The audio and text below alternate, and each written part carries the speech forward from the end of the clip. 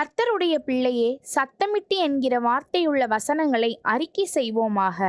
நான் கர்த்தரை நோக்கி சத்தமிட்டு கூப்பிட்டேன், அவர் தமது பரிசுத்த பர்வதத்திலிருந்து எனக்கு செவி கொடுத்தார். சங்கீதம் 3:4.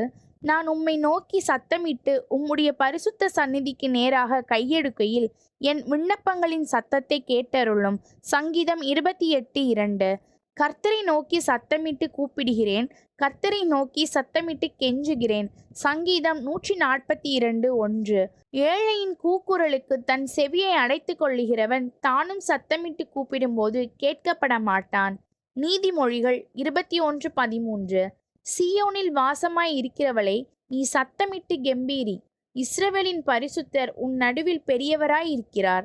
ஏசாயா 12:6.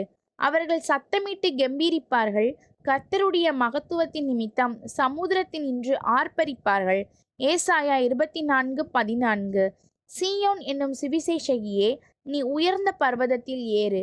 எருசலேம் என்னும் சுவிசேஷகியே, நீ உரத்த சத்தமிட்டு கூப்பிடு. பயப்படாமல் சத்தமிட்டு யூதா பட்டணங்களை நோக்கி, இதோ உங்கள் தேவன் என்று கூறு. ஏசாயா 40:9. அப்பொழுது இயேசு சத்தமிட்டு, என்னிடத்தில் விசுவாசமாய் இருக்கிறவன் என்னிடத்தில் அல்ல, என்னை அனுப்பினவரிடத்தில் விசுவாசமாய் இருக்கிறான். யோவான் 12:44. சில விதை நல்ல நிலத்தில் விழுந்தது, அது முளைத்து 100 பலன் கொடுத்தது என்றார். இவைகளை சொல்லி கேட்கிறதற்கு காதுள்ளவன் கேட்க கடவன் என்று சத்தமிட்டு கூறினார். லூக்கா 8:8. பண்டிகையின் கடைசி நாளாகிய பிரதான நாளிலே இயேசு நின்று சத்தமிட்டு, ஒருவன் தாகமாய் இருந்தால் என்னிடத்தில் வந்து பானம் பண்ண கடவன். யோவான் 7:37.